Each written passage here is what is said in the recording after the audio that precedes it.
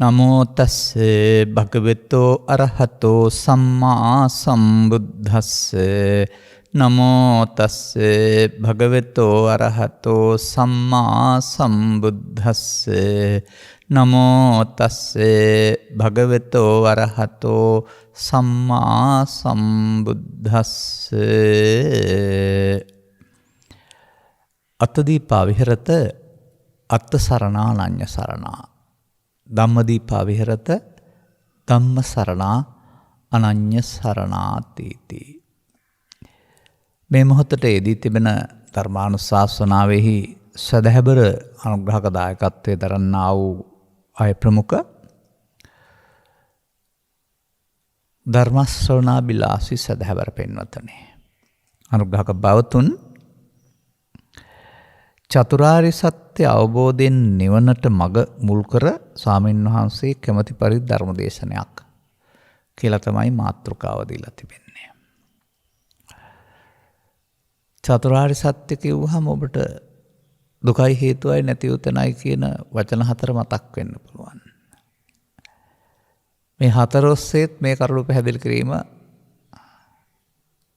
කර තිබෙනවා තථාගත බුදු පියාණන් වහන්සේ. වර්තමානයේ දේශකයන් වහන්සේලාත් තම තමන්ට රුචි සහ කැමැති පරිදි හැකි පරිදි පැහැදිලි කරනු ලබනවා. නමුත් මා දකිනවා යම් යම් තැන්වල තථාගත බුදු පියාණන් වහන්සේ මෙම දේශනාව චතුස්සත්‍ය කුළු ගන්නවා දේශනා කර කල්හි ජාතක කතාවලත් ඕක තියෙනවා. එhmenan මේ චතුස්සත්‍ය කියන්නේ අර වචන හතරට වඩා ඔබේ ජීවිතය තුළ කුළු ගන්වෙන්න ඕන, මතුවෙන්න ඕන කාරණාවක්. එනිසා අපි අද චතුස්සත්‍ය කියන මාතෘකාවෙන් තොරව චතුස්සත්‍ය කතා කරමු. එහෙමත් පුළුවන් බලන්න. මා ඔබට කරුණු කිහිපයක් මතක් කර දෙන්න කැමතියි. අපි අවුරුදු 1400ක පමණ ශාසන ඉතිහාසයක් සහ ලිඛිත ඉතිහාසයක් ඇති රටක් සහ ජාතියක්. ඒක මුල් කාලේ බෞද්ධම සංස්කෘතිය සම්පූර්ණයෙන්ම අදත් වෙනස්කම් බද්ධ වෙලා තිබුණාට මේක ඉතිහාසයේ තවත් අවුරුදු 300ක් තරම් ඈතට යනවා ಭಾರತයට. එතකොට බෞද්ධින් වශයෙන් අපි පරපරක උපත ලබා පාසල් යනවා. අනතුරු දහම් පාසලොත් යනවා. පැවිදිනොත් පිරිනොත් යනවා. මේ තුනෙන්ම අපට බුදු ධර්මයේ කියලා නැත්නම් බුද්ධ ආගම කියලා විෂයක් හදාරන්න ලැබුණාම මේක තුළ අපට 1 සිට 13ට එන විට මහ විශාල දැනුම් සම්භාරයක් ලැබෙනවා. මේ දැනුම් සම්භාරය ලැබෙන්නේ මොන මාතෘකා යටතේද කියලා මතක් කරගන්න. බුද්ධ චරිතය, බුද්ධ ධර්මය, ශාසන ඉතිහාසය, බෞද්ධ ශිෂ්ටාචාරය, බෞද්ධ සංස්කෘතිය, සමයාන්තර ඥාන. ඇහුවොත් ඕන තැනකින් කියන්න, ඕන තැනක් පැහැදිලි කරන්න. බුදුන් වහන්සේ සිදුහත් කුමරු උපන් තැන, බුදුන් තැන පිරිනමන වැඩි තැන, ප්‍රථම දෙවන තෙවන ලංකා ගමනය, ආලෝක දමනය ආදී කොට ඇති පිළිබඳව වැලගිය තැන් මුලගිය තැන් කියන්න දන්න අය ඕන තරම් ඉන්නවා. නමුත් මා දකිනවා මේ සියල්ල දැන ගැනීම අත්‍යවශ්‍ය නැහැ. අනවශ්‍යයි කියන එක නෙවෙයි ඒක කියන්නේ, අත්‍යවශ්‍ය නැහැ. දැනගත්තට කමකුත් නැහැ. නමුත් මේ සියල්ල නොදැනගත්තත් දැනගත යුතු තව දෙයක් තිබෙනවා. දැන් අපි බුදුන් වහන්සේගේ පහළවීම ಭಾರತේ නැත්නම් දඹදිව ජම්බුදීප කියලා එහාට අගේ වටිනාකම එකතු කරමින් තමයි කලක් තිස්සේ අපි මනසේ හදාන හිටියේ සහ බුද්ධ භූමි වන්දනා කියලා හැංගියේ. මතිමත් මතාන්තරයක් ඔප්පු කරන්න නැත්නම් පැහැදිලි කරන්න උත්සාහයක් පවතිනවා. ඒක වැරදි. බුදුන්ගේ දේශය ශ්‍රී ලංකාව ඉපදුනේ මෙහි කියලා. ඒකටත් කරුණු තියේවි. ආයෙත් අර මොකද කරන්නේ? අවුරුදු 1700ක අතීතේ හාරලා උස්සල බලන එක. වාද විවාද කරගන්න එක. මා දකිනවා මේ හැම දෙනා තුළම අවුරුදු 2700ක ඉතිහාසය දන්නවා. විවිධ පැතිවලින් Taman හදෑරු විෂයන් ඔස්සේ. බොහෝ දෙනා දන්නේ නැති එක දෙයක් තියෙනවා. Taman ගැන දන්නේ නැහැ. දැනගත යුතු එකම දෙය Taman ගැන දැන ගැනීම. අරවා තිබුණත් එකයි නැතත් එකයි. මේ පිළිබඳව පළමුවෙන්ම ඔබ ඉගෙන ගත්ත ශාසන ඉතිහාසයේ තිබෙන තැනත් මම ඔබට මතක් කරන්නම්. නැත්නම් බුද්ධ චරිතයේ භද්දවග්ගිය කුමාරවරු Tamanගේ ස්වර්ණාභරණ පැහැරගෙන ගිය කත පිටුපසළු බඳිමින් දුවද්දී බුදුන් වහන්සේ වුණ ගැහෙනවා. උන්වහන්සේගෙන් විමසන්නේ තොරතුරක් විතරයි. කතක් මේ පැත්තේ දුවනවා දැක්කද? උන්වහන්සේ මාතෘකාවක් ගන්නවා. කත තමයි එතන අනුන් ගැන වශයෙන් සඳහන් කරන්නේ. අනුන් ගැන සොයන එකද වඩා වටින්නේ Taman ගැන සොයන එකද? ඔවුන් පිළිගන්නවා Taman ගැන සොයන එක වඩා වටිනවායි කියලා. ඊට පස්සේ උන්වහන්සේ Taman ගැන සොයන හැටි තමයි මේ භද්දවග්ගිය කුමාරවරුන්ට දේශනා කරලා තිබෙන්නේ. මේ සමස්ත බෞද්ධ සමාජයේම තේරුම් ගත යුතුයි මේ තථාගතයන් වහන්සේගේ දේශනාව Taman ගැන සෙවීම.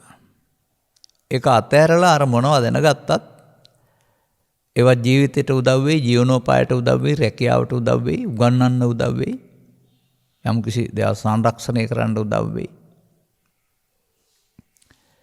නමුත් අදාළ මූලික කාරණයට ප්‍රවිෂ්ඨ වෙන්නට බැරි වෙනවා. මන්දයත් ඔබ මේ ඉදිරිපත් කළා වූ මාතෘකාව හතරට බෙදුවොත් දුකත් හේතුවත් නැතිව තැනත් මාර්ගයත් ජීවිතය තුළ. මතක තියාගන්න ජීවිතය තුළ. තථාගත බුදු පියාණන් වහන්සේ ඉගැන්වීම තුළ උන්වහන්සේගේ මාර්ගෝපදේශකත්වය නොගත් සමාජයකට ඔවුන් අනුගමනීය ප්‍රතිපදාව තුළ ඔවුන් සැපයයි උපකල්පනය කළාට ඔවුන් සොයන සැප පසලුහු බැඳීමේදී ඔවුන් දුකටපත් වෙනවා. ස්ත්‍රී පුරුෂ ගිහි පැවිදි ආගමික අන්‍යාගමික දේශීය ජාතික දාත්‍යන්තර කියන ભેදකින් තොරව. නමුත් ඒක බුදුවරයෙක් වැනි උතුමෙකුගෙන් සවන් දුන්නේ නැත්නම් මේක වෙන ආකාරයේ පිළිබඳව අවබෝධයක් ලැබෙන්නේ නැහැ. අන්න ඒක තමයි ඔය Taman ගැන සෙවීම කියලා කියන්නේ. එතකොට Taman ගැන සෙවීමේදී Taman කවුද කියලා හොඳට හොයාගන්න පුළුවන් වෙනවා. ඒ කියන්නේ ඔබේ පෙළපත් නාමය හෝ උස මහත හෝ බර හෝ උගත්කම් නෙවෙයි. ඒවා ඉතින් ජීවදත්ත වශයෙන් රැකියාවලට හැරෙමිනේ උදව් වෙන්නේ. ඒ ඔබ කතා කරන ඒ උගත් නූගත් ආඩම්බර සාඩම්බර ධනවත් දුප්පත් තවත් විවිධ කාරණාවලින් Tamanගේ හිස උද්දුම්මාගත් අයගේ පිටපැත්තේ තත්ත්වය. තථාගතයන් වහන්සේ පැහැදිලි කරන්නේ ඔවුන්ගේ ඇතුළත තත්ත්වය. අන්නේ ඇතුළත තත්ත්වය හොයාගන්නට තථාගතයන් වහන්සේ මිනිසුන්ට උදව් උපකාර කරනවා. ඒ මිනිසුන්ට උදව් උපකාර කිරීමේදී ඔවුන්ගේ ගමන් මඟ ඔවුන්ට තේරෙනවා. මහමාවතක ගමන් මඟ නෙමෙයි ජීවන ගමන් මඟ. ඒ ජීවන ගමන් මඟ තුල පවතිනා වූ සාවද්‍ය බවක් හෙවත් වැරදි බවක් සවන් දෙන අය වටහා ගන්නවා. ඒ ජීවිත ගමන් මඟ තුල තමන් තුළ පවතිනා වූ සාවද්‍ය බව සහ ඒට හේතුව තමයි මේ දුක සහ හේතුව කියලා කියන්නේ. ඒක තේරෙනවා නම් තවත් ඒ සාවද්‍ය නැත්තම් වැරදි මාවතේ යන්න ඕන නෑනේ. ඊට පස්සේ මොකද කරන්න ඕන? අනවජ්‍ය නැත්තම් නිර්වජ්‍ය මාවතට යන්න වෙනවා. ඒක ජීවිතය තුළ සාවද්‍ය මාවතේ යන අයට ඊට පස්සේ නිර්වජ්‍ය මාවතට යනකොට නැති වූ තැන සහ මාර්ගය ගන්න වෙනවා. මෙන්න මේ ඔබට ලැබුණ සුන්දරතර මහඟු අවස්ථාව ලබාගත් ජීවිතය ඒ ජීවිතය තුළින් වඩාත් සුන්දර වූ නිමාවක් සඳහා එමත් නැත්නම් වඩාත් සුන්දර වූ ගමන් මගක් සඳහා මංපෙත් සලසාදීම මංපෙත් හෙළිකරදීම තථාගතවරුන්ගේ කාර්යභාරය. එම යුගයට අපි කියමු 2700 800 යුගයට ඒ මග පැහැදිලි කරගන්නා පළවැන්නා තමයි තථාගත බුදු පියාණන් වහන්සේ කියන්නේ. මොකද ඒක මිනිස් සමාජය සඳහා වැසී තිබෙන මාර්ගයක් වශයෙන් තමයි පෙන්වනු ලබන්නේ ත්‍රිපිටකය තුළ. ඒක කෙනෙකුට සාමාන්‍යයෙන් හිතා බලා විවරණය කරන්න තරම් ඔහුගේ ප්‍රඥාව මුහුකුරා ගොස් නැහැ. බෝධිසත්වරු යනු මෙසේ බොහෝ කලක් එය මොහුකුරාගේ බුද්ධියකින් යුක්තව දියුණු කරගෙන පුරුදු කරලා අතෑරලා තිබෙන මේ ජීවිතයේ ආපහු ඒ පුරුද්ද මතු කරගන්න පුළුවන් තැනක ඉන්න අය. ඔබටත් මතක නැතිව සමහර විට ඔබ රියදුරු පැදවීම කරලා අතහැරලා හිටියොත් එහෙම අවුරුදු 15ක් 20ක් මතක නැතුව යනවා. නමුත් ඒ ආපහු ආයෙත් මුදල් ගෙවලා සති දෙකක් තුනක් මාසෙම පුරුදු වෙන්න ඕනේ නැහැ. පැය දෙකක් යනකොට ආපහු පැයක් යනකොට ඔබට එතෙන් එන්න පුළුවන්. අර පරණ පුරුද්ද අලුත් කරගන්න පුළුවන්. මෙන්න මේ වගේ මේ සංසාර ගමනෙත් Tamanගේ ජීවිතේ කරගත්ත පුරුදු එහාත් පෙර ජීවිතවල මේ ජීවිතේ ආපහු විඩ පෑදුනහම මතුවලා ඇවිදින් අලුත් වෙනවා වැඩි දියුණු වෙනවා. එතකොට බුදුවරයෙකුට අර ස්වයම්භූ ඥානය කියන එකෙන් කියන්නේ අන්න ඒ විදිහට මේ අනිකුත් සමයන් දෙස විමර්ශනයෙන් බලා සමයන් කියන්නේ ඒ කාලේ ಭಾರತයේ තිබුණා වූ 62ක් මිත්‍යා දෘෂ්ටි ඒවා ඉගෙනගෙන හදාරලා අනුගමනය කරලා අපේක්ෂිත ප්‍රතිඵලෙහි නැති බව තේරුම් ගැනීම තුළින් මේ නොවේ සත්‍ය කියලා තව එහාට හොයන්න හැකියාව තියෙන මේ බුදුවරුන්ට නැත්නම් බෝසත් චරිතවලට. අර ඒ යවන විට සමාජයේ තිබුණ ටිකට කියන්නේ නැහැ කිං සත්‍ය ගවේෂී කිං කුසල ගවේෂී කියලා. ඒ ටික පදනම් කරගෙන එතනින් එහාට හොයන කොටස තමයි කිං සත්‍ය ගවේෂී කිං කුසල ගවේෂී කියලා කියන්නේ කියන එක ඔබ තේරුම් ගන්න වෙනවා. සත්‍ය පදයට තියෙන අර්ථය කුසල් කියන පදයට මම මින් පෙර පැහැදිලි කරපු දේශනාවල කරලා ටිකක් ගැඹුරක් තියෙනවායි කියලා. අන මේ බුදුරු හෙළි කරන්න ආවූ කාරණය අනතුරුව මිනිසා සඳහා විවෘත වෙනවා. මිනිස් සමාජය සඳහා විවෘත වෙනවා. අපි යම් සීමාවන් පනවාගෙන තිබුණාට එක් දිවයිනකට හෝ එක් ජාතියකට හෝ එක් ආගමකට හෝ අයිති දෙයක් වෙන්නේ නැහැ. එයට රටක් ජාතියක් ආගමක් ස්ත්‍රී පුරුෂ භාවයක් වළංගු වෙන්නේ නැහැ. ඒක වළංගු වෙන්නේ මානව සමාජය සඳහා, මිනිස් සමාජය සඳහා. මිනිස් සමාජය සඳහා වුණාට ඒට අවධානය යොමු කරන්නේ නැත්නම් කවුරු හරි ඔවුන්ට මේ තමාව සොයා ගන්නට ලැබෙන්නේ නැහැ.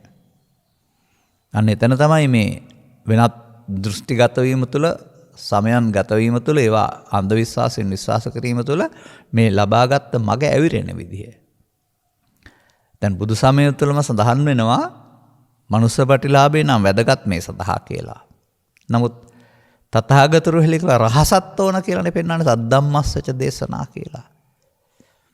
තථාගතරු හෙළි කළ රහස. තථාගතවරු හෙළි කළ රහස කියන්නේ අවුරුදු 2700ක් තිස්සේ ආපු බුද්ධ චරිතය, බෞද්ධ සංස්කෘතිය, ශාසන ඉතිහාසය, බෞද්ධ ශිෂ්ටාචාරය නොවේ. ඒක මේ කාලේ පැවැත්ම සිදු වුණා වූ අරුබුද සහ ගැටලු පිළිබඳ තොරතුරු. අන්න අර තථාගතවරු එලි කර කාරණේ ලොකු දෙයක් නෙමෙයි ටිකක්. එය තමා සොයාගත යුතුයි තමා තුළින්. ඒ තථාගතවරු හෙළි කළා වූ රහස පිළිබඳ අර්ථකථනය නැත්නම් අටුවාව තමන් ළඟ තිබෙන්නේ. තමන්ගේ මේ අටුවාව පාවිච්චි කරලා තමන් ගැන හොයලා බලන්න ඕන. ඇතැම් විට අපේ ධර්ම දේශනාවලදී අපි මේ පිළිබඳව කතා කරමින් පවසන දෙයක් තිබෙනවා. මේ බුදු සමය හරියට කැඩපතක් වගේ කියලා. බලන්නේ එහි ශ්‍රියාව කැඩපතට එබීලයි. කැඩපතේ නෙමෙයි ශ්‍රියාව බලන්නේ මුහුණේ. සබාලංකාරයේ මුහුණේ Tamanට දැක ගන්නට බෑනේ. එතකොට තමන්ව දැක ගන්න කැඩපතට එබී බලනවා. අධ්‍යාත්මිකය තුළ ඔබ ඉන්නා වූ ඔබ දැක ගන්නට බුදුසමයේ ධර්මදේශනා නැමැති කැඩපතට එබී බලන්න. එවිට ඔබ පේන්න ගන්නවා. ඒ පේන්න ගැනීම තුළ ඔබට කැඩපත ඔබට පෙන්නනවා ඔබේ කෙස් රොදක තියෙන වරද. මූණේ ගෑවුනා වූ සුවඳ විලවුන් වල පවතිනා වූ පැල්ලම් ස්වභාවය. කොලරේ කමිස කොලරේ හෝ ටයි පටියේ තිබෙනා වූ ගැටේ ඇදය හදා ගන්න පුළුවන් නේද දැක්කම? අන්න ඒ වගේ මේ ඔබ පෙන්වීමේදී ඔබ ළඟ පවතිනා වූ ඔබට දුක් ගෙනත් දෙන දුර්වලකම් ටික තමයි තථාගතයන් වහන්සේ පළමුව පෙන්වන්නේ. ඒවා තේරෙන අයට නම් ඒක ඕනත් නෑ නිදහස් වෙන විතරක් ආකාරයේ පමණකුත් පෙන්වනවායි කියලා තිබෙනවා. නමුත් වත්මන් සමාජයට මං හිතන්නේ ඒක ඒ ඔබ අමාරුවේ වැටෙන ආකාරයත් පෙන්නලා ගැලවෙන ආකාරය කියලා දෙන්න ඕන. එතකොට මෙන්න මේ කරුණු වලට සවන් දෙන්නට නැත්නම් මේ කරුණු කෙරෙහි අවධානය යොමු කරන්නට ඔබට කිසියම් පරිචයක් සමග වාසනා ගුණයක් ලැබිලා තිබෙනවා. ඒ පරපුරෙන් මව්පියන් බෞද්ධ වීම. ඔබ අදරු කාලේ හරිද වැරදිද දන්නේ නැහැ. මේ ලෝකේ උපදින දරුවෝ කවුරුත් උපදිනකොට ආගමකට අයිති නැහැ. පස්සේ තමයි ආගමට අයිති කරන්නේ. ආගමකට අයිති කරගෙන ඊට පස්සේ උන්ට ආගමික විශ්වාස ටික උන්ගේ සිතට පටවනු ලබනවා. සත්‍ය හෝ අසත්‍ය වේවා. ඔවුන් ඒ මත ඉඳගෙන තමයි ඊට පස්සේ ලෝකේ තක්සේරු කරන්නේ. Taman හරි අනින් වැරදි. Tamanගේ ආගම හරි අනිත් ආගම වැරදි කියලා.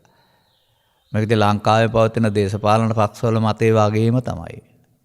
රට හදන්න පුළුවන් Tamanගේ දේශපාලන දර්ශනයට පමණයි කියලා තමයි 80 ගණනක් තියෙන පක්ෂ ඔක්කොම හිතන්නේ.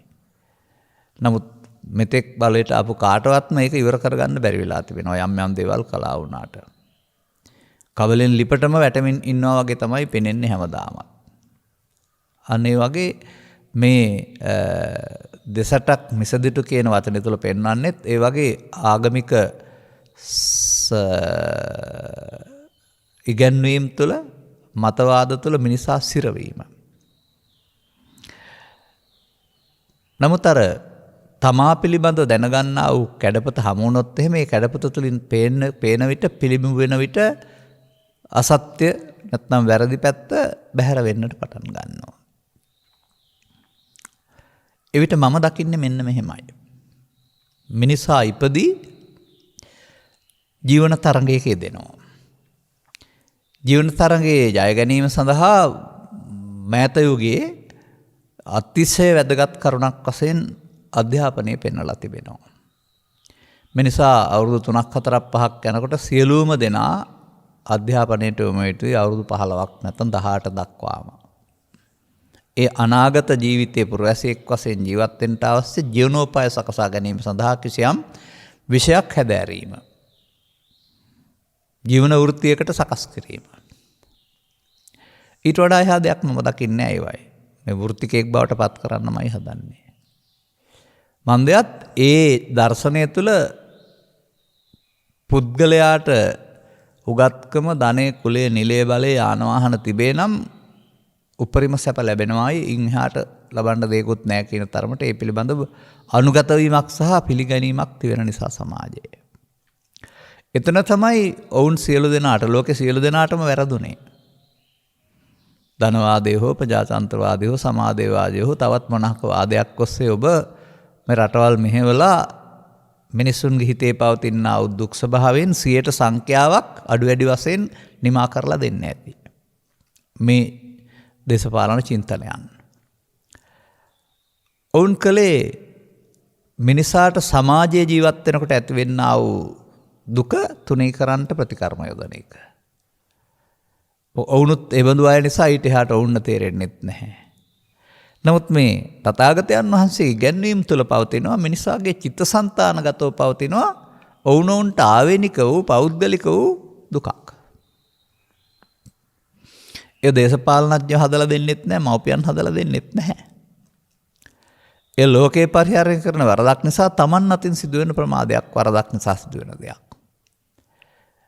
දැන් දරුවෙකුගේ පන්තියක අකුරු වැරදුනොත් එහෙම අපි කියනවා මට මතකයි ළමා කාලේ වැරදි සෑදීම corrections.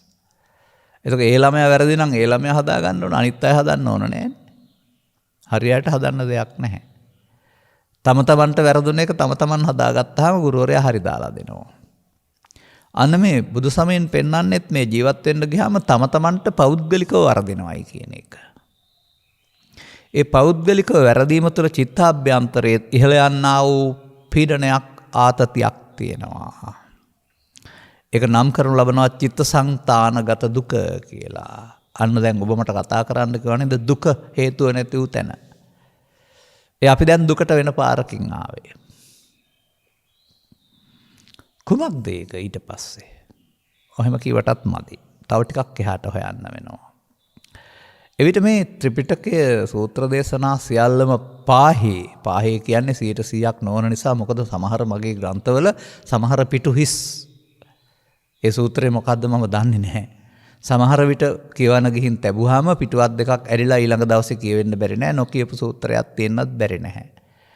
ඒ වගේම ඔය රූපාවචර අරූපාවචර ධානලාභීන්ට කියපු බණ ඊතරම් මම කියවන්නෙත් නැහැ. මොකද මට රූපාවචර අරූපාවචර ධානලාභීන් මේ හම්බ වෙලා නැහැ.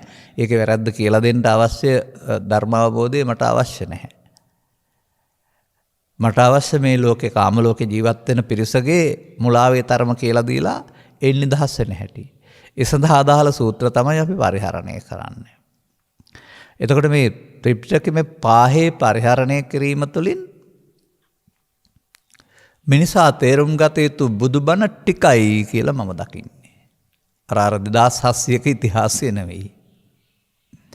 අන්න එතනදී ඔබේ සිතේ මෝදු වෙන්නා වූ මේ ගති ලක්ෂණ ප්‍රධාන වශයෙන් ඔබ ඉතින් කෙලස් කියලා කියාවි තව නොඑක් වචනින් කියාවි. කුසල අකුසල එහෙම නැත්නම් නීවරණ හරමේ කියන වචන වලින් පැහැදිලි කරනවා. මම එක වචනයක් ගන්නවා. මේක ත්‍රිපිටකයේ පුරාම පවතින දෙයක්. ඔබ මේ ලෝකේ ජීවත් වෙන්න ගියාම ඔබට ඇති වෙනවා ලෝකෙත් එක්කලා ඇල්මක් ළමා කාලේ පටන්ම යම් යම් දේවල් කෙරෙහි ඇසින් කනෙන් නාසෙන් දිවෙන් කයෙන් බලන දේවල් වල ලෝකේ තියෙන දේවල් වල සැප තියෙනවායි කියලා ඔබ ලොකු වරදකට අහු වෙනවා. ඒක වරදක් බව දන්නේම නැහැ. ලෝකේ ඔක්කොම හිතන්නේ ඒක ඇත්ත කියලා. ඒ නිසා අපි ලෝකේ තියෙන දේවල් හොයන්න මහන්සි වෙනවා. ලුහු බැඳ යනවා.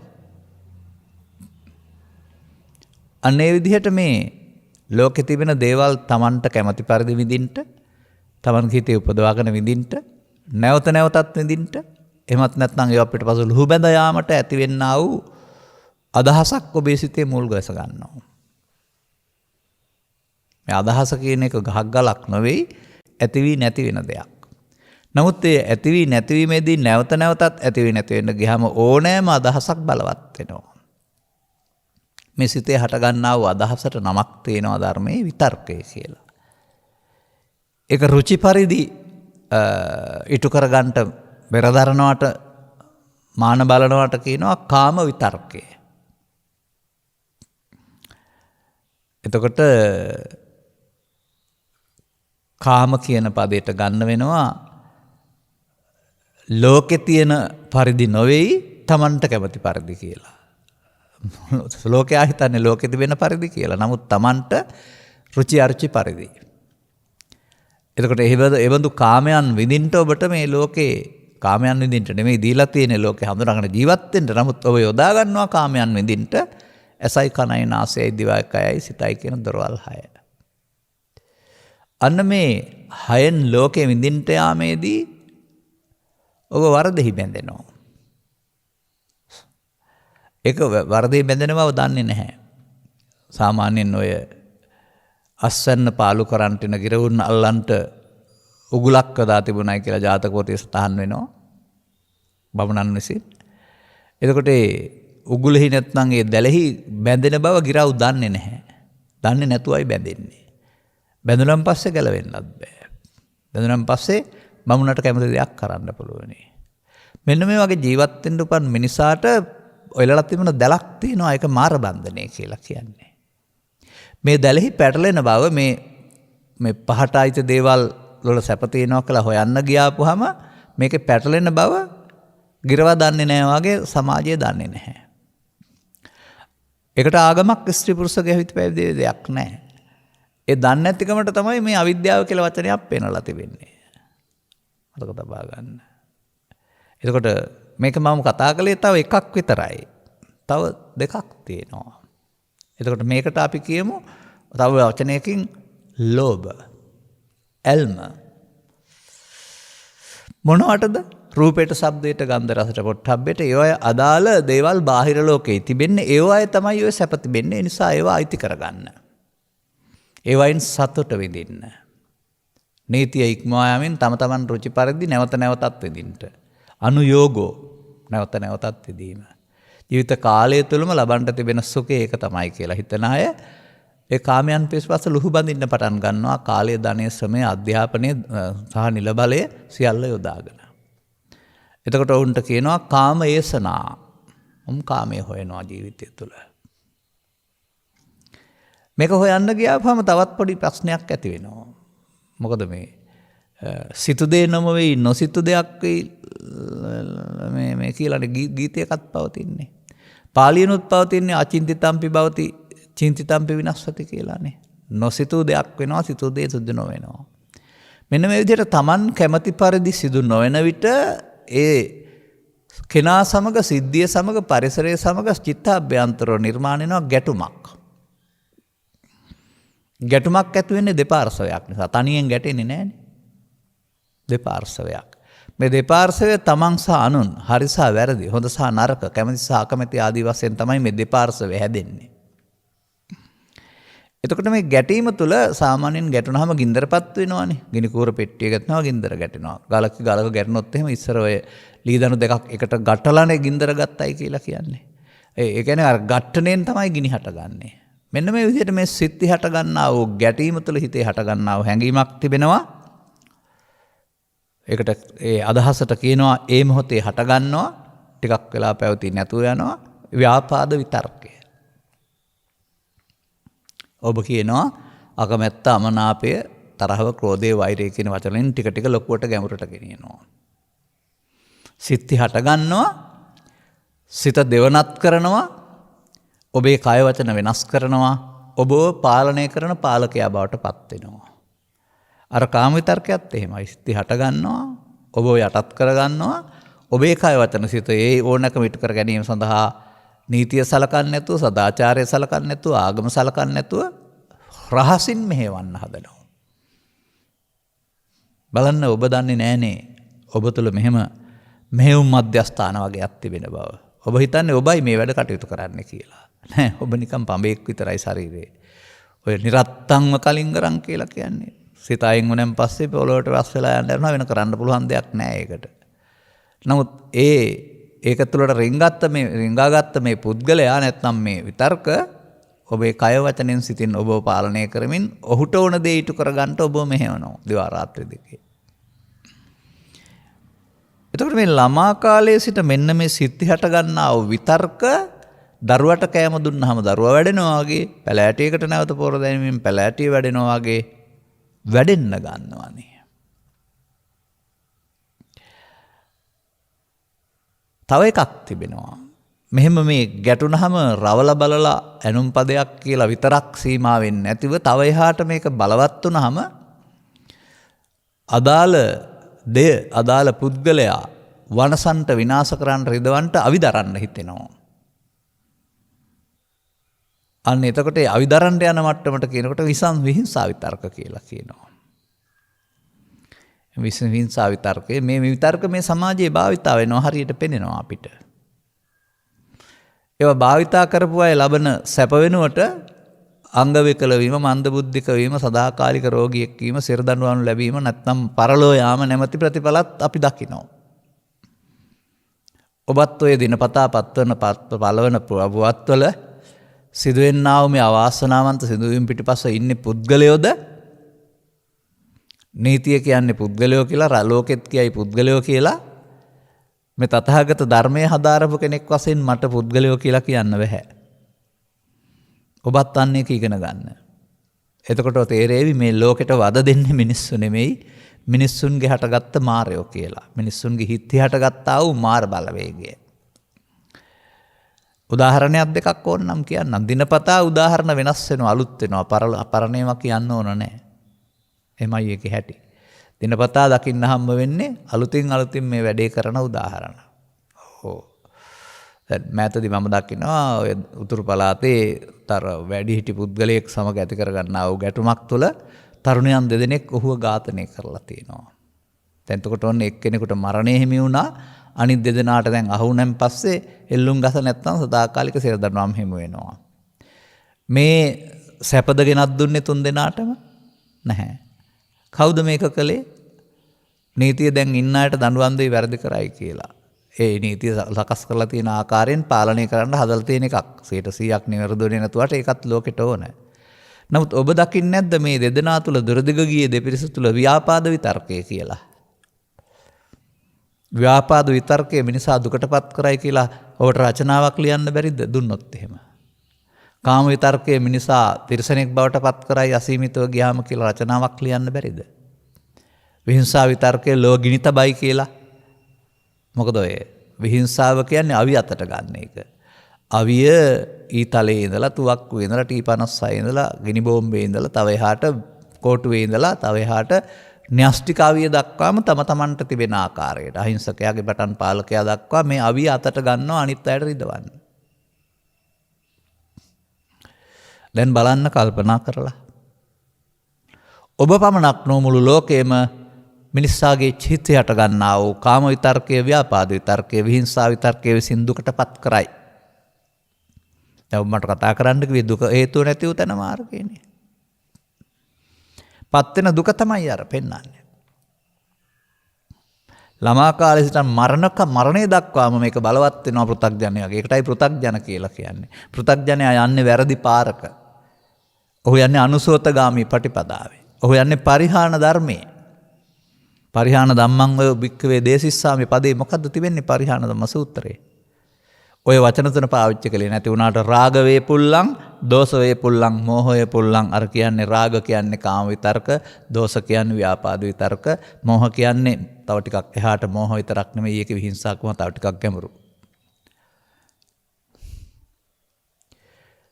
පිරිහෙන ධර්මයක් අනුගමනය කරමින් අඬා මරණයටපත් වෙන්න උපන් මිනිසුන්ට ජීවිතයේ හැකිතාක් මුලදී මේ වැරදි පාර තේරුම් කර දිමින් නිවැරදි මගක් අනුගමනය කරන්නට අනුශාසනා කරන්නා වූ තථාගතයන් වහන්සේ ඕක තමයි ගුරු. තිලෝ ගුරුනේ. ඔය වැරද්ද තිබෙන්නේ මනුස්සයන්ගේ ලෝකේ විතරක් නෙමෙයි. මනුස්ස ලෝකෙට කාම ලෝකේ කියනවා රූපාවචර අරූපාවචර කියලා තවත් ලෝක තුනක් මිනිස්සු හදා ගන්නවා. ඒ ඔක්කොගෙමත් මුලාවක් තියෙනවා. ඒ මුලාව මිදෙන්න ඒ තිලෝගුරු වහන්සේට මෙහෙදී ඒ තුන් ලෝකේ හදා ගන්න අයට මිදෙන්න පාර පෙන්වන්න පුළුවන් බැවින් තිලෝගුරු. එහෙම නැත්නම් බඹලෝ ගිහින් එහෙන් ලෝකේ සත්‍ය දුක් විමුදනව නෙවෙයි. රූපාවචර අරූපාවචර බ්‍රහ්ම කොට ගිහින් එහෙ බණ කියලා මුදවනවා එහෙම නෙවෙයි. මේ හදා ගන්න ලෝකෙන් මිදෙන්න මෙහෙදී කරුණු කියා දෙනවා. මේ ඔබේ ශාස්ත්‍රවරයාගේ හැටි. මේ ඔබේ ශාස්ත්‍රවරයා ඔබ පිළිබඳ කළ ගවේෂණය. දැන් ඔබ මොකද කරන්නේ? ඔබ ජීවිතය ආපහු බලන්න. ආගමික මතිමතාන්තර කරතබා ගනිමින්, ජාතික මතිමතාන්තර කරතබා ගනිමින්, දේශපාලන මතිමතාන්තර කරතබා ගනිමින්, ඉඩම් අර්බුද මතිමතාන්තර කළතබා ගනිමින්, සහෝදර අර්බුද පෝෂණය කරමින් ජීවිතේ කාම විතර්කයයි, ව්‍යාපාද විතර්කයයි, විහිංසා විතර්කයයි බලවත් කරනවා. ඒවා ඔබ පාලනය කරනවා. ඒවට ඔබ වහල් වෙනවා. වහල් වෙනවා කියන්නේ ඒ මොහොතේ උපදින මේ හැඟීමට ඔබ එකතු වෙනවා. ඒ මොහොතේ උපදින හැඟීමට ඔබ එකතු වෙනවා. එක්වරනෝ දෙවරනෝ 10000 සරක් නැවත නැවතත් එකතු වීමෙන් ඒකට තිබෙන බලය වේගවත් වෙනවා, බලවත් වෙනවා. බලවත් වුණාම ක්ෂණයෙන් ක්‍රියාත්මක වෙන්න පුළුවන්. ඒකයි ස්වභාවය. දැන් ඔය ධාවන තරංගවල ආරම්භයේ හුරු නැති අයට වෙලා යනවා. එතකොට එතන තත්පරයක් දෙකක් තුනක් හතරක් පහුනොත් එහෙම තත්පර 10ක තරඟයක තත්පර 20 තරඟක් තියෙනවනේ. තත්පර දෙක තුනක් පහුනොත්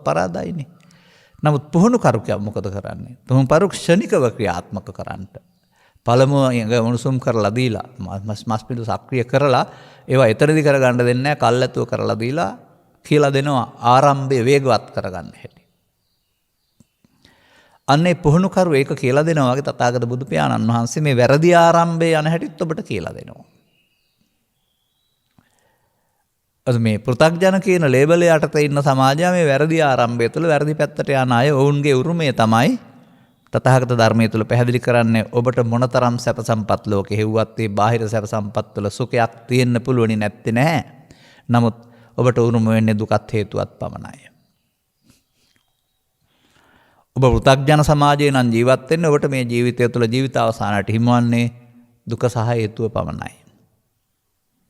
නමුත් ඔබට හැකිතාක් ඉක්මනින් මේක තේරුම් ගන්න පුළුවන් නම් නැති වූ තැනටපත් වෙන්න මාර්ගය යන්න පුළුවන් ජීවිතය තුළම.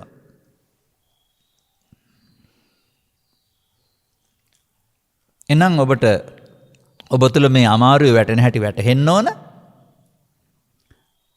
අනතුරු මේ අමාරුවෙන් ගැට ගැලවෙන්නට තමා කුමක් කළ යුතුද?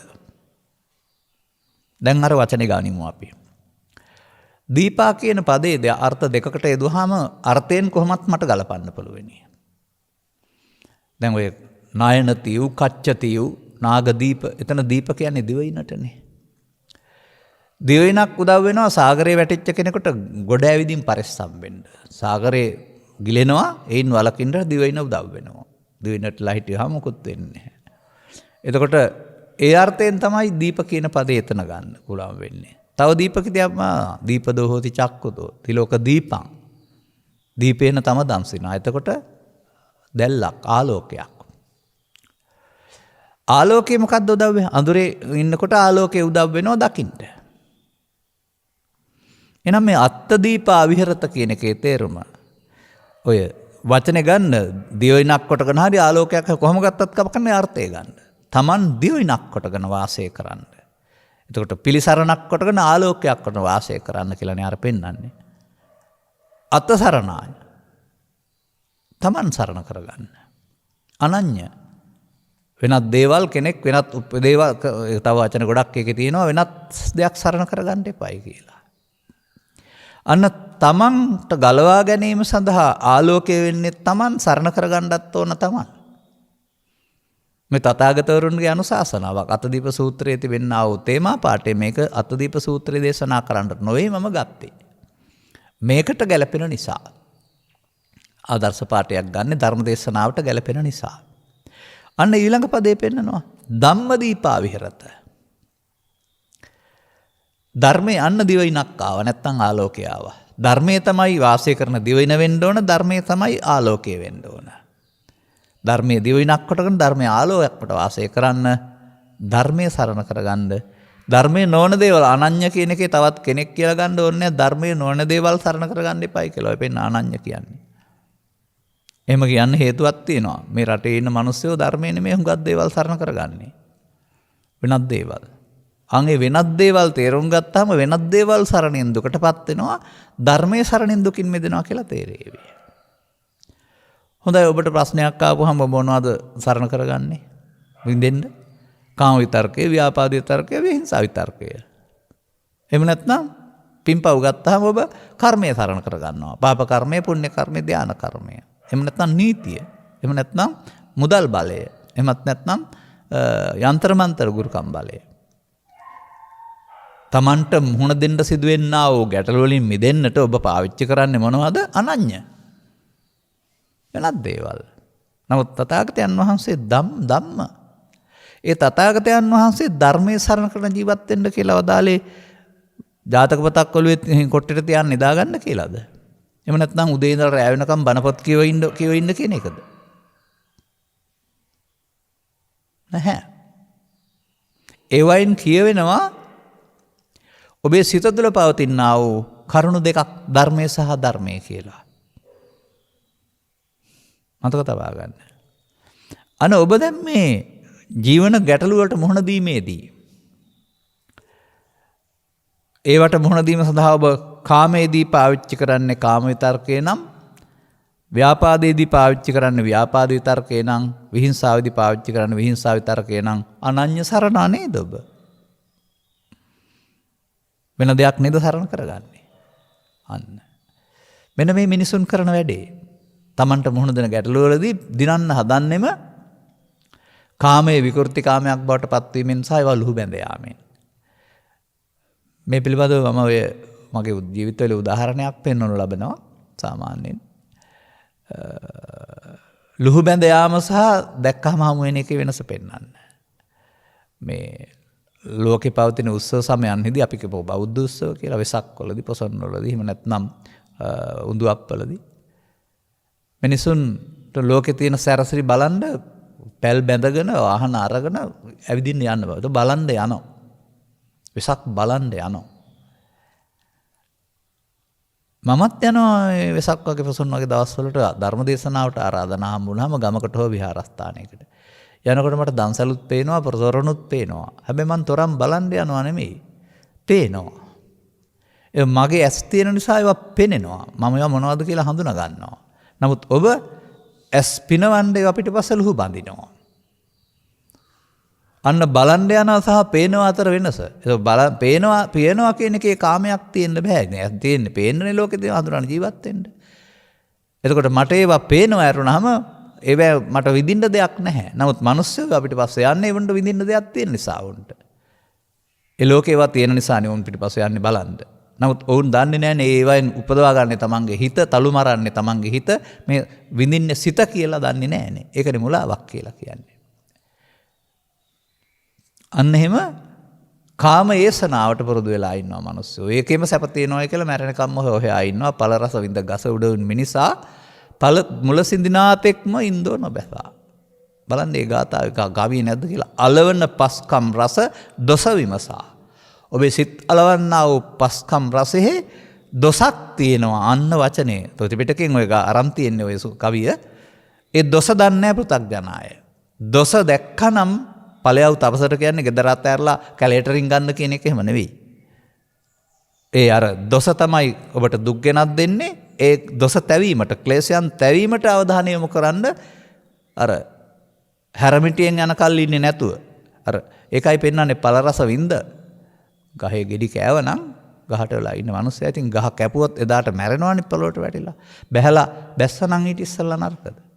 අර කංසුවේ කියන එක කාමයසනාවේ තියෙන හිස්සසාර බව තේරුම් ගත්තාම සුපිනෝපමා කාමා කියලා. එහෙම නැත්නම් සංකප්පරාගෝ පුරිසස්ස කාමා නේතේ කාමායානි චිත්‍රානි ලෝකේ කියන බුද්ධ වචනේ විශ්වාස කරලා කාමයේ කියන්නේ බාහිර වස්තු වල තියෙන දෙයක් නෙමෙයි තමන්ගේ හිතේ තියෙන සංකල්පයක් සිතටයි රැවටෙන්නේ කියලා. අන්න දොස විමසනවා. එතකොට එහෙමනම් එයා ගැන කතා කරන්නේ පළ රස වින්දනම් ගහ උඩට වෙලා ඉන්නේ කල්තියා බහින්න ඕන. අන්න මේ ජීවිතේ යම්තාක් දුරට එන විට මේ යන පාරේ දෝෂයක් තියෙනවා කියලා බුදු සමය තුලින් තේරුම් ගන්නවා නම් ඒ ඒසනාව වැරදි බව තේරෙනවා. අන්න ඒක තමයි අපි මේ පැහැදිලි කරනු ලබන්නේ. මිනිසා දුකටපත් කරනු ලබන්නේ කාම විතර්කය සහ ව්‍යාපාද විතර්කය, අවිහිංසා විතර්කය උත්සන්න වීම තුලින් ජීවිතයක් තුළ. ඔන්න දුකට හේතුවක්. දැන් බුදුන් වහන්සේ ඒක වැඩි දියුණු කරගන්න කියලා දේශනා කළා තියෙනවද? නැහැ. වැඩි දියුණු කරගන්න එකට නමක් දෙලා දෙනවා අපහාන සංඥා කියලා. ඔබ ඒ ප්‍රහාණය කරගන්නේ හැමදාම ජීවිත අවසානයේ දක්වාම මේ ගිනිගොරට වැටෙමින් තැවෙනවා කියලා තමයි පෙන්වලා තිබෙන්නේ. නමුත් පහාන සංඥා කියලා එකක් නේද තියෙන්නේ? ඒ පහාන සංඥාවේ මොකද කියලා තියෙන්නේ? ඒකයි වෙන මොකක්වත් පිටකේ දෙන ධර්ම කරුණු දැනගත්තේ නැතුව කමන්නේ ඔබට මේ පහාන සංඥායි අපහාන සංඥායි දැනගන්න පුළුවන් නම් ඔබ ඉන්නේ අපහාන සංඥාවල දැන් පහාන සංඥාවලට යන්න. uppannam kama vitakkan, uppannam ව්‍යාපාද විතක්කං, uppannam විහිංසා විතක්කං. මේ තුන විතරයි ජීවිතේ ඔබට හදන්න තිබෙන්නේ. අනිත් වෙලාවල හදන්න දෙයක් නැහැ. මේක උපදින වෙලාවට. උපදින වෙලාව නිින්ද ඇරුණ විට අවදි වෙන මොහොතකදී සතර ඉරියව්වේදී යමින් සිටිනවා, වාඩි වෙලා ඉන්නවා, හිටගෙන ඉන්නවා, නැත්නම් දිගා වෙලා ඉන්නවා. ඒ වලදී ඔබ දොරවල් 6 පාවිච්චි කරනවා. දොරවල් 6ට ගැටෙන කාරණාවලදී මෙන්න මේවා ඔබ ළමා කාලේ ඉඳලා වරද්දාගත්ත පරිදි ඔබේ හිතට ඇවිදින් පීඩනය ඇති කරනවා. දැන් ආතතිය uppannam. මොකද කලේ?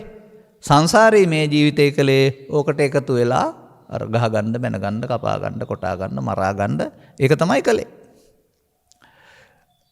ඉතින් මේ මිනිස්සු දුක් හදා ගන්නවා ජීවිතේ ටොක්ක්ක් කරලා ඇද්ද මිනිස්සුන්ට? බුද්ධං සරණං ගච්ඡාමි කියා බොරුවට බුද්ධං සරණං ගච්ඡාමි කියනවා. බොරුවට ධම්මං සරණං ගච්ඡාමි කියනවා. ත්‍රිවිධ විතර්කේ ඉවසන්නේ නැතුව ගහ ගන්නවා, වෙන ගන්නවා, කපා ගන්නවා, කොටා ගන්නවා, ප්‍රශ්න විසඳන්න යනවා. ඉතින් ඕකට මම කියන්නේ පිස්සන් කොටුව කියලා. තථාගතයන් වහන්සේගේ ඉගැන්වීමක තියෙනවනේ ඕක. ඒ නිසා පිස්සන් කොටුවෙන් ගැලවෙන්න කල්පනා කරන්නේ නැද්ද? ඒකයි සත්හට වන බව දුකට වේදානන් කියලා කියන්නේ තථාගතයන් වහන්සේට. ඒ මොහොතේදී ඔබ මේකට එකතු වෙන පැත්ත තමයි ඔබ ප්‍රමාද විහාරී කියලා කිව්වේ. එකතු වුණොත් පවත්තලා අනාගතයක් හදලා නැසෙනවා. මෙතනින් ඉවර වෙන්නේ අනාගතයකුත් හදලා තමයි නැසෙන්නේ.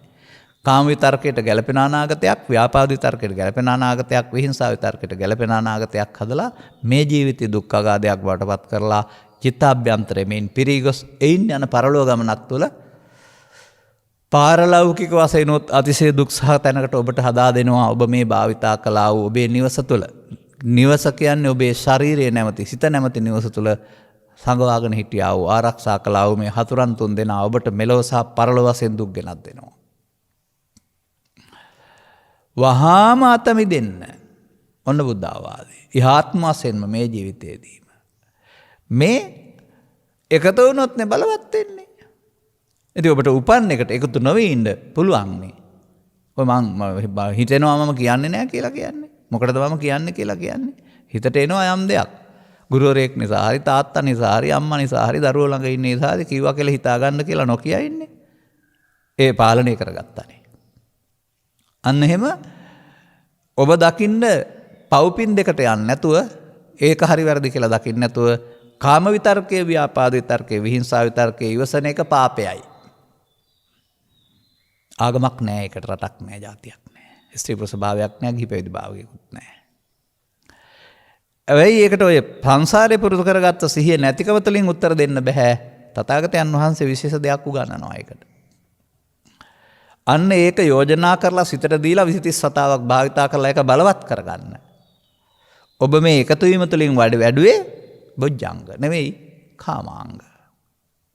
එකතු වීම තුළින් වඩන්නේ ඔබ කාමාංග වඩනවා. ඒ නිසා ඔබ තවදුරටත් දුකටමපත් වෙනවා. නමුත් එකතු නොවෙන්න වඩන්නා වූ කාරණේ වැඩෙන්න සති සම්බොජ්ජංග කියනවා. ඊට පස්සේ එන ධර්මයන් ਵਿਚාරන්න පුළුවන් හැකියාවට එකතු වෙනවද නැද්ද කියලා ධම්මවිචය සම්බොජ්ජංගය කියලා කියනවා. ඊට පස්සේ ඒ අර ඒවට එකතු නොවෙන්න දරන වීරියට විරිය සම්බොජ්ජංගය කියලා කියනවා. මේ හත පැහැදිලි කරන්න මම මෙතන කාලය ගන්න නැහැ, වෙනත් දවසක පැහැදිලි කරලා ඇති. ටිකටියෙන් මේ කියන්නේ. එතකොට අර දැවිලි තැවිලි අයින් වෙනකොට තියෙන එකට කියනවා පස්සද්දි කියලා. පීති කියලා. සංසුන් එකට පස්සද්දි කියනවා. ඒකාග්‍රතාවයට සමාධි කියනවා. ඊට පස්සේ අටලොව දහම හම්බුවේදී නොකැප කම්පිතව ස්වභාවයට, ත්‍රිවිධ විතර්කයේ දිරිදෙන්නේ නැති ස්වභාවයට උපේක්ඛා කියලා කියනවා. අන්න ඒ පැත්ත වඩන්න ඕන. ජීවිතය තුළ හැකිතාක් ඉක්මනින් ඒ පැත්ත වඩන කෙනෙක් වෙන්න. ස්ත්‍රීද පුරුෂද ගිහිද පැවිදිද කියන කතාව වැදගත් නැහැ. ජීවිතය කියන්නේ අපට ලබා දෙන භාග්‍යමත් අවස්ථාවක්. ඔකට ඉතින් මේ කාලේ හැටියට නිවසක් තියෙන්නත් ඕන, යන්න වාහන තියෙන්නත් ඕන, කන්න බොන්න ආහාර පාන හොයා ගන්නත් ඕන. කවුද ඒව තහනම් කරන්නේ? ඒවා කාම විතර්ක, ව්‍යාපාද විතර්ක, විහිංසා විතර්ක බලවත් නොවන මාර්ගයකින් හොයාගන්න. බොරු කරන්න ගියොත් හරි, අල්ලස් ගන්න ගියොත් හරි, සත්තු මරන්න ගියොත් හරි, ප්‍රාණඝාතයට එතකොට විතර්ක වැඩෙනවා මිසක් අඩු වෙන්නේ නැහැ. අන්න දැහැමිව ජීවත් වීමේ වටිනාකම ත්‍රිවිධ විතර්කයේ බලවත් නොවෙන්න ජීවනෝපායත් තෝරගන්න ඕන. අනතුරු ඔබ ජීවත් වෙන සමාජයේමයි මේ කියන අවුල් හටගන්නේ. ගුරුවරයාට ශිෂ්‍යයන් සමග, මව්පියන්ට දරුවන් සමග, සැමියාට බිරිඳ සමග, සහෝදරින්ට සහෝදරින් සමග, ආයතන ප්‍රධානියාට ආයතනයේ සේවකයන් සමග, රියදුරාට බස් රථයේ ඉදිරියෙන් යන ආ වූ ත්‍රිරෝද රථ රියදුරන් මගීන් හෝ මෝටර් සයිකල් කරුවන් කරන වැරදි නිසා. මම උදාහරණයක් පෙන්වුවේ. ඒ තැන්වලදී තමයි Taman ගිනිගන්නේ. ඒ තැන්වලදී තමයි ගින්නට පිදුරු දාන්නත් පුළුවන්, ගින්නට වතුර දාන්නත් පුළුවන්. පෘථග්ජන පුද්ගලයා ගින්නට පිදුරු දානවා, බුදුන් වහන්සේ වදාළ ශ්‍රාවකයෝ ගින්නට වතුර දාන්න පුරුදු වෙනවා නිවන්න. අන්න මේ බුදුරජාණන් වහන්සේ පාවිච්චි කරන සිහිය උදව්වෙන් මේ උපදින විතර්කයේ මොහොතකින් එකට එකතු නොවීමෙන් දුර්වල වෙන්න පටන් ගන්නවා. ඒ දුර්වල වෙන්න පටන් ගන්න එක සෝවාන්සේ රහත් දක්වාම දුර්වල වෙනවා. වැඩෙන්න පටන් ගන්න එක එතනින් එහා පැත්තට අපාය දක්වාමත් වැඩෙනවා. තේරුම් ගන්න ඕන කාරණාව. ඒ නිසා මෙන්න මේ තමන්ගේ ජීවිතය පිළිබඳව ඇතුළතින් මෙහෙම තේරුම් ගත්තම ඔබට දුක් ගෙනත් දෙන්නේ ලෝකයේ කියන අටලෝ දහමට අදාළ කාරණා නොව ඒවා උදව් කරන ඔබේ හිතේ ජනිත කරගත්තා වූ මේ ත්‍රිවිධ විතර්කයේ බලවත් වීම බව තේරෙනවා නම් ඒකට තථාගතයන් වහන්සේ අපහාන කියලා වචනයක් දේශනා කරලා තිබෙනවා නම් ප්‍රහාණය කරන්නේ නැහැ ඔබ දුකටපත් වෙනවායි කියලා. ඒකම ඉවර කරගන්න කියලා දේශනා කරලා තියෙනවා නම් පහාන සංඥාවලින් ඔබ මේ නාදිවාසේති පජහති විනෝදේති බ්‍යන්ති කරෝති අනභවං ගමේති කියන පද හතරෙන් කියන දේ ඒ මොහොතේ කරන්න. ඕක කියව ඉන්න නෙමෙයි. ඉතින් ඕකට තව වචනයක් මම මේ ත්‍රිපිටකේ පුරාණයක් තියෙන වචන කීපයක් කියනවා. නැත්නම් දේශනා පුලා තියෙන වචනයක් කියනවා. මොකද්ද? ඔය එකතු වෙනවට කියනවා සංස්කාර නිත්සුකාත්ම වශයෙන් ගැනීම කියලා. එකතු නොවනවට කියනවා සංස්කාර අනිදුක්ඛ අනාත්ම වශයෙන් බැලීම කියලා. එකතු වෙනවට කියනවා පංච උපාදානස්කන්ධය හදනවායි කියලා. එකතු නොවනවට කියනවා පංච උපාදානස්කන්ධය අනිදුක්ඛ අනාත්ම වශයෙන් බලනවා කියලා. ඔය කොහෙන් ආවත් ඔතෙන්ට ඔය ඇවිත් තිබෙන්නේ. මහ ලොකු දේවල් වශයෙන් සැලකුවේ නැති වුණාට. එනිසායි මම ඔබට අර මුලින් කිව්වේ අවුරුදු 1700ක ඉතිහාසයේ සියල්ල දැනගන්න ඕන නෑ.